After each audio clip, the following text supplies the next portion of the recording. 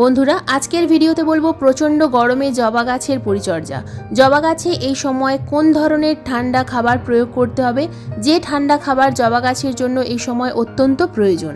এই প্রচণ্ড গরমে বাগানের প্রত্যেকটা জবা গাছে এখন সবথেকে বেশি যে সমস্যাটা দেখা দিয়েছে সেটা হলো গাছের পাতা হলুদ হয়ে ঝরে পড়া এবং গাছের কুঁড়ি হলুদ হয়ে ঝরে পড়া। তাছাড়া গাছে প্রচুর পরিমাণে পোকামাকড়ের আক্রমণ। তো এই সমস্ত সমস্যার সমাধান নিয়েই আজকের আমার এই ভিডিও। আজকের এই ভিডিওতে সম্পূর্ণ ঘরোয়া পদ্ধতিতে খাবার তৈরি করা দেখাবো। তাছাড়া সম্পূর্ণ জৈব কীটনাশক দিয়ে তোমাদের বাগানের প্রত্যেকটা জবা গাছকে কিভাবে পোকামাকড় থেকে মুক্ত রাখবে সেটাও দেখাবো। আজকের এই ভিডিওতে প্রচণ্ড গরমে জবা গাছের A to Z care tips দেখাবো, তাই আজকের এই ভিডিওটা সম্পূর্ণ মনোযোগ দিয়ে দেখতে থাকো। একটু স্কিপ করো না বন্ধুরা, স্কিপ করলে অনেক কিছুই মিস করে ফেলবে। নমস্কার, আমি লাবণী, আমার বাগানে তোমাদের সবাইকে জানাই স্বাগত। বন্ধুরা, প্রচণ্ড গরমে বাগানের প্রত্যেকটা জবা গাছকে কিভাবে সুস্থ রাখা যায় সেই নিয়ে বলবো কয়েকটা টিপস। বন্ধুরা, এই সময় আমাদের বাগানের যে সমস্ত জবা গাছ আছে, ছোট জবা গাছ অথবা বড় জবা গাছ, প্রত্যেকটা জবা গাছকে এই মুহূর্তে কিন্তু দুপুরের সময় গ্রিন নেটের ছায়ায় রাখতে হবে। যদি গ্রিন নেট না থাকে সেক্ষেত্রে তোমরা সুতির কাপড় দিয়ে গ্রিন নেটের মতো সেট বানিয়ে নিতে পারো। গ্রিন নেট অথবা সুতির কাপড় দিয়ে যে সেট তৈরি করবে সেটা যেন সবসময় একটু উঁচু হয়, তার কারণ পূর্ব দিকে সকালবেলার যে রোদ্দুর 3 ঘন্টা বা 4 ঘন্টার রোদ্দুর গাছ যেন পায় এমনভাবেই গাছকে রাখতে হবে। দুপুরবেলার অতিরিক্ত রোদ্দুর যেন গাছ না পায়। অতিরিক্ত রোদ্দুরে কিন্তু গাছের কুঁড়িগুলো পুড়ে হলুদ হয়ে ঝরে পড়বে, গাছের পাতাগুলোও কিন্তু ফ্যাকাশে হয়ে যাবে এবং ধীরে ধীরে গাছের সম্পূর্ণ পাতা হলুদ হয়ে ঝরে পড়বে। দেশি জবা গাছ অতিরিক্ত রোদ্দুর সহ্য করতে পারে, কিন্তু হাইব্রিড ভ্যারাইটি যে সমস্ত জবা গাছ, এই গাছগুলো কিন্তু অতিরিক্ত রোদ্দুর একেবারেই সহ্য করতে পারে না। গাছের পাতা ঝিমিয়ে যাবে, ফুল খুব তাড়াতাড়ি শুকিয়ে ঝরে পড়বে। টিপস নাম্বার 2, বন্ধুরা, কখনোই তোমরা দুপুরের অতিরিক্ত রোদ্দুরের সময় গাছে জল প্রয়োগ করবে না। জবা গাছ বা বাগানের যে কোনো গাছে জল দেওয়ার আদর্শ সময় হলো সকালবেলা অথবা সন্ধ্যাবেলা। যখন মাটি গরম থাকে সেই সময় যদি আমরা গাছে ঠান্ডা জল প্রয়োগ করি তাহলে কিন্তু গাছের শিকড় ক্ষতি হয় এবং সম্পূর্ণ গাছটা হঠাৎ করেই ঝিমিয়ে যায় বা হঠাৎ করে মারা যায়। তাই সব সময় জল দেওয়ার বিষয়টা একটু খেয়াল রাখবে, সকালবেলা জল দেবে অথবা সন্ধ্যার সময়। আমরা অনেকেই যে ভুলটা করি, গাছ ঝিমিয়ে গেছে তাই আমরা জল প্রয়োগ করি। অনেক সময় টবের মাটি ভেতরে ভেজা থাকে কিন্তু অতিরিক্ত গরমের জন্য পাতা ঝিমিয়ে যায়। বন্ধুরা, টবের মাটি সবসময় আমাদেরকে ময়েশ্চার রাখতে হবে। জল এমনভাবে প্রয়োগ করতে হবে মাটি যেন সবসময় হালকা ভেজা থাকে, কিন্তু কখনোই যেন মাটি কাদা কাদা হয়ে না থাকে। যদি মাটি বেশিক্ষণ কাদা কাদা হয়ে থাকে, যদি গাছ জল গ্রহণ করতে না পারে, সেক্ষেত্রে কিন্তু আমাদেরকে বুঝতে হবে যে গাছের নিশ্চয়ই কোনো সমস্যা হয়েছে, তাই গাছ জল গ্রহণ করতে পারছে না। গাছ যদি জল গ্রহণ করতে না পারে গাছের পাতাগুলো কিন্তু হলুদ হয়ে ঝরিয়ে দেবে বা কুঁড়িও হলুদ হয়ে ঝরিয়ে ফেলবে। তো এই বিষয়গুলো, ছোট ছোট বিষয়গুলো একটু আমাদের লক্ষ্য রাখতে হবে। তাছাড়া বন্ধুরা, প্রতিদিন সকালে অথবা সন্ধ্যার সময় যদি জবা গাছে পাতায় ঠান্ডা জলে স্প্রে করা যায় তাহলে খুব ভালো রেজাল্ট পাওয়া যায়। তবে সন্ধ্যার সময়ের থেকে সকালবেলা স্প্রে করাই ভালো, তার কারণ সকালবেলা যদি ঠান্ডা জলে স্প্রে করি তাহলে সারাদিনের মধ্যে কিন্তু জলটা শুকিয়ে যাবে, ফাঙ্গাস লাগার সম্ভাবনা অনেকটাই কম থাকবে। টিপস নাম্বার 3, এই প্রচণ্ড গরমে বাগানের যে কোনো গাছকে সুস্থ রাখার জন্য আমরা যদি জৈব তরল খাবার প্রয়োগ করি তাহলে কিন্তু গাছ ভালো থাকে। রাসায়নিক খাবার এই সময় একেবারে বন্ধ করে দিয়ে শুধুমাত্র যদি জৈব খাবার প্রয়োগ করতে থাকি তাহলে বাগানের প্রত্যেকটা গাছ কিন্তু সুস্থ থাকবে। গাছের পাতা হলুদ হয়ে যাওয়া বা কুঁড়ি ঝরে পড়ার সম্ভাবনা কিন্তু অনেকটাই কম হবে। বন্ধুরা, এবার বলবো জবা গাছে এই প্রচণ্ড গরমে যদি প্রচুর পরিমাণে পোকামাকড়ের আক্রমণ হয় তাহলে কিভাবে জৈব পদ্ধতিতে আমরা সেই পোকামাকড় থেকে গাছকে সুস্থ রাখতে পারবো। এই প্রচণ্ড গরমে যেমন আমরা রাসায়নিক খাবার প্রয়োগ কম করব, ঠিক তেমনই কিন্তু গাছের রাসায়নিক পেস্টিসাইড প্রয়োগ একটু কম করলে গাছ ভালো থাকবে। যদি খুব বেশি পোকামাকড়ের আক্রমণ হয় তখন আমরা সন্ধ্যার সময় গাছে রাসায়নিক কীটনাশক প্রয়োগ করব, কিন্তু যদি পোকামাকড়ের আক্রমণ একটু কম থাকে তখন কিন্তু আমরা জৈব কীটনাশক প্রয়োগ করব। সম্পূর্ণ জৈব কীটনাশক আমরা কিভাবে প্রয়োগ করব সেটা কিন্তু আমি আগের ভিডিওগুলোতে দেখিয়েছি, কিভাবে তৈরি করতে হয় দেখিয়েছি। তো আজকের আমি এই ভিডিওতে দেখাবো মার্কেটের জৈব কীটনাশক অথবা ঘরোয়া জৈব কীটনাশক দুটো একসঙ্গে মিশিয়ে কিভাবে আমরা গাছকে সুস্থ রাখতে পারি। প্রথমেই দেখো, এখানে নিয়ে নিয়েছি আমি একটা স্প্রেয়ার বটলে নিয়েছি আমি 1 লিটার সাধারণ জল। 1 লিটার সাধারণ জলের মধ্যে দিয়ে দিলাম 1 চামচ অর্থাৎ 5 ml পরিমাণ নিম তেল। বন্ধুরা, যদি নিম তেল জলের মধ্যে ভালোভাবে দ্রবীভূত না হয় তাহলে কিন্তু তোমরা এখানে 1 চামচ শ্যাম্পু অথবা 1 চামচ হ্যান্ড ওয়াশ মিশিয়ে নেবে। নিম তেলের সঙ্গে আমি যেটা মেশাবো সেটা হলো 1 চা চামচের 4 ভাগের 1 ভাগ বেকিং সোডা। এই বেকিং সোডা বেকিং পাউডার নয়, কিন্তু বেকিং সোডাই আমরা গাছে প্রয়োগ করব, গাছে স্প্রে করব। তো দেখো এই দুটো উপাদান খুব ভালোভাবে মিশিয়ে নিতে হবে 1 লিটার জলে এবং খুব ভালোভাবে স্পিডের সাথে গাছে স্প্রে করতে হবে। একটু ভালোভাবে লক্ষ্য করো, এটা গাছে যখনই আমরা স্প্রে করছি মিলিবাগগুলো কিন্তু ধীরে ধীরে পালিয়ে যাচ্ছে। তো এটা আমরা যে গাছে মিলিবাগ আক্রান্ত হয়েছে সেই গাছে প্রয়োগ করব, তার সাথে সাথে বাগানের অন্যান্য গাছেও কিন্তু স্প্রে করব। তার কারণ মিলিবাগে যখন এই স্প্রেটা করছি তখন ধীরে ধীরে মিলিবাগগুলো কিন্তু নিচে পড়ে যাচ্ছে। অনেক মিলিবাগ মাটিতে পড়ছে, টবের মিডিয়াতে পড়ছে, অনেক মিলিবাগ নিচে চলে যাচ্ছে। তো ধীরে ধীরে এই মিলিবাগগুলো কিন্তু আবার অন্য গাছে চলে যাবে, তাই অন্য গাছে যেন না যেতে পারে তাই আমরা কিন্তু বাগানের অন্যান্য গাছেও একসাথে এটা স্প্রে করব। তবে এটা কিন্তু কখনোই অতিরিক্ত রোদ্দুরে করা যাবে না। যখন সকালবেলার হালকা রোদ্দুর থাকবে ঠিক সেই সময় আমরা গাছে স্প্রে করব। দুপুরের অতিরিক্ত রোদ্দুরে যেমন গাছে জল দেওয়া যায় না, ঠিক তেমনই কিন্তু গাছে খাবার বা কীটনাশক স্প্রে করা যায় না। বন্ধুরা, এবার আসি ভিডিওর মেন বিষয়বস্তু, গাছে এই সময় আমরা কোন ধরনের তরল খাবার প্রয়োগ করব। যে তরল খাবার গাছে প্রয়োগ করে গাছের কুঁড়ি ঝরা একেবারেই বন্ধ হয়ে যাবে।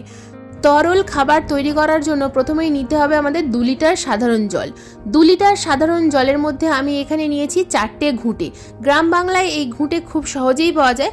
তোমরা যদি ঘুঁটে হাতের কাছে না পাও সেক্ষেত্রে তোমরা কিন্তু অনলাইনেও অ্যাভেলেবেল আছে, পাওয়া যায়।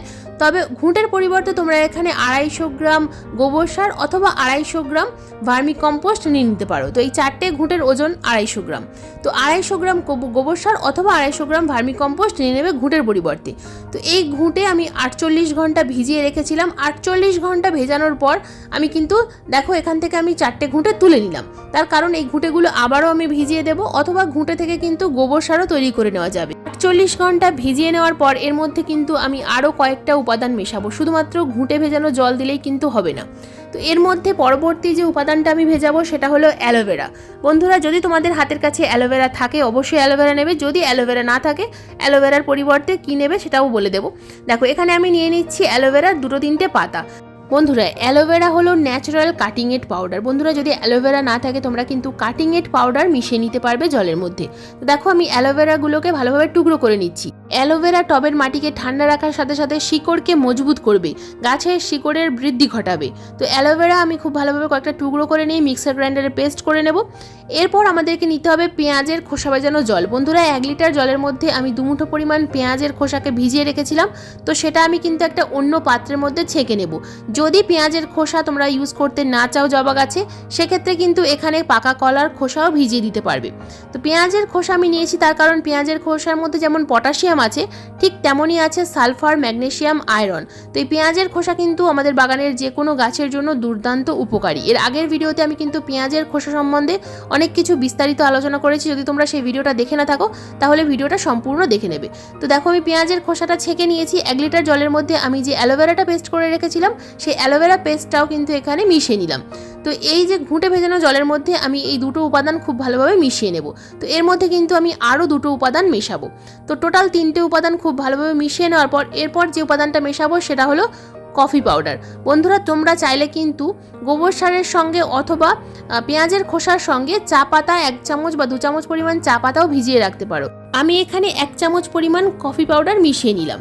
বন্ধুরা, জবা গাছ অ্যাসিডিক মাটি ভালোবাসে। অনেক সময় মাটি ক্ষারীয় হয়ে যাওয়ার কারণে কিন্তু গাছের কুঁড়ি হলুদ হয়ে ঝরে পড়ে বা পাতা হলুদ হয়ে ঝরে পড়ে। বন্ধুরা, এবার আমি এর সাথে মিশিয়ে নেব 1 চামচ পরিমাণ হলুদ গুঁড়ো। বন্ধুরা, এটা একদম সম্পূর্ণ জৈব ফাঙ্গিসাইড। এই জৈব ফাঙ্গিসাইড তোমরা এখানে হলুদ গুঁড়োর পরিবর্তে ট্রাইকোডার্মা ভিরিডিও মিশিয়ে নিতে পারো। সমস্ত উপকরণগুলো ভালোভাবে মিশিয়ে নেওয়ার পর এর মধ্যে আমি 8 লিটার সাধারণ জল মিশিয়ে নেব। তো টোটাল হয়ে যাবে 10 লিটার তরল খাবার। তো এই তরল খাবার কিন্তু আমরা ডাইলিউট করে তবেই গাছে প্রয়োগ করব। তার কারণ আমরা যদি সরাসরি গাছে প্রয়োগ করি তাহলে কিন্তু গাছের আরও বেশি ক্ষতি হবে, গাছের শিকড় পুড়ে যাবে, পাতা পুড়ে যাবে। তাই সব সময় সাধারণ জলের সাথে মিশিয়ে তবেই কিন্তু গাছে প্রয়োগ করতে হবে। তো ভালোভাবে কিন্তু জলের সাথে এই খাবারটা মিশিয়ে নিতে হবে, তারপর গাছে প্রয়োগ করতে হবে। তো একটা 8 ইঞ্চি বা 6 ইঞ্চি বা 10 ইঞ্চি টবে কতটা পরিমাণ খাবার আমরা গাছে প্রয়োগ করতে পারবো। তো তার আগে দেখিয়ে দিই মাটিটা ঠিক কেমন থাকবে। টবের মাটিটা এরকম শুকনো ঝুরঝুরে থাকবে, ভিতরের দিকে সামান্য ভেজা থাকলেও কোনো অসুবিধা নেই, কিন্তু ওপরের দিকের মিডিয়া যেন শুকিয়ে যায়। তো এইরকম অবস্থায় আমরা গাছে খাবার প্রয়োগ করব। প্রথমে মিডিয়াটাকে খুব ভালোভাবে খুশে নেব, তারপর গাছে খাবার প্রয়োগ করব। তো এগুলো এক একটা 8 ইঞ্চি সাইজের টব, এগুলো 10 ইঞ্চি সাইজের টব। তো বিভিন্ন সাইজের টব থাকে আমাদের বাগানে বা গ্রো ব্যাগ থাকে। তোমাদের বোঝার সুবিধার্থে আমি এখানে অনুষ্ঠান বাড়ির যে প্লাস্টিকের গ্লাস হয় সেই গ্লাসে মেপেই তোমাদের দেখাচ্ছি। দেখো এখানে একটা 8 ইঞ্চি সাইজের টব আছে, তো এখানে আমি 2 গ্লাস পরিমাণ লিকুইড দিলেই কিন্তু যথেষ্ট। এর বেশি যদি আমরা প্রয়োগ করি দেখো ড্রেনেজ হোলের বাইরে বেরিয়ে যাবে। তো এখানে আমি আরও অর্ধেক গ্লাস পরিমাণ এখানে প্রয়োগ করলাম, তো সঙ্গে সঙ্গে দেখো ড্রেনেজ হোল দিয়ে বাইরে বেরিয়ে যাচ্ছে। তাই 2 গ্লাস পরিমাণ খাবার দিলেই কিন্তু যথেষ্ট, অতিরিক্ত দিলে শুধুমাত্র ড্রেনেজ হোল দিয়ে বাইরে বেরিয়ে যাবে। তাই লিকুইড খাবার সবসময় পরিমাণ মতোই প্রয়োগ করতে হবে, অতিরিক্ত খাবার দেওয়ার কোনো প্রয়োজন নেই। তো এই যে 8 ইঞ্চি টব, এগুলোতে 2 গ্লাস পরিমাণ খাবার প্রয়োগ করতে হবে। আর যে টবগুলো আমাদের 6 ইঞ্চি সাইজের টব, সেই টবে কিন্তু আমরা 1 গ্লাস পরিমাণ খাবার প্রয়োগ করব। সবসময় খাবার মেপে মেপে প্রয়োগ করতে হবে, অর্থাৎ ছোট টবে 250 ml, 8 ইঞ্চি টবের ক্ষেত্রে 500 ml, 10 ইঞ্চি টবের ক্ষেত্রে 1 লিটারের থেকে একটু সামান্য কম অর্থাৎ 800 ml, আর যদি 12 ইঞ্চি বা 14 ইঞ্চি সাইজের টব হয় সেক্ষেত্রে কিন্তু 1 লিটার 1.5 লিটার খাবার প্রয়োগ করতে হবে। তো দেখো এটা একটা 6 ইঞ্চি সাইজের টব, তো এখানে আমি সামান্য 1 গ্লাস পরিমাণ প্রয়োগ করলাম। তো এতেই কিন্তু সম্পূর্ণ টবের মিডিয়া ভিজে যাবে। তো শিকড়ে খাবারটা পৌঁছে গেলেই গাছ কিন্তু ধীরে ধীরে খাবারটা গ্রহণ করতে থাকবে। এই খাবার প্রতি মাসে 2 বার অর্থাৎ 15 দিন অন্তর অন্তর যদি তোমরা গাছের মাটিতে প্রয়োগ করতে পারো, গাছের কিন্তু চেহারার আমূল পরিবর্তন হবে। গাছের পাতা সবুজ হয়ে যাবে, প্রত্যেকটা কুঁড়ি ফুল আকারে ফুটবে এবং গাছে প্রচুর পরিমাণে কুঁড়ি আসবে, একটাও কুঁড়ি আর হলুদ হয়ে ঝরে পড়বে না। তো বন্ধুরা, এই ছিল আজকের আমার জবা গাছের মে মাসের শেষের অথবা জুন মাসের শুরুর প্রচণ্ড গরমের পরিচর্যা। আজকের এই ভিডিওটা তোমাদের কেমন লাগলো অবশ্যই কমেন্ট করে জানাবে। আজকের এই ভিডিওটা যদি তোমাদের ভালো লেগে থাকে তো প্লিজ একটা লাইক করো, শেয়ার করো, হাইপ করো। চ্যানেলে নতুন বন্ধু হয়ে থাকলে চ্যানেলটাকে সাবস্ক্রাইব করে পাশের বেল আইকনটা প্রেস করে রেখো এরকম নিত্য নতুন বাগান সংক্রান্ত ভিডিও দেখার জন্য। এইরকম নিত্য নতুন বাগান সংক্রান্ত ভিডিও প্রতিদিন ঠিক সন্ধ্যা 6টার সময় আপলোড করি। ভিডিও লাইভ হওয়ার সঙ্গে সঙ্গে তোমাদের মোবাইল স্ক্রিনে অথবা কম্পিউটার স্ক্রিনে ভিডিও নোটিফিকেশন পৌঁছে যাবে। ভিডিও সংক্রান্ত কোনো প্রশ্ন থাকলে কমেন্ট বক্সে কমেন্ট করবে, আমি যথাযথ উত্তর দেওয়ার চেষ্টা করব। আজকের এই ভিডিওটা সম্পূর্ণ মনোযোগ দিয়ে দেখার জন্য তোমাদের সবাইকে জানাই অসংখ্য অসংখ্য ধন্যবাদ।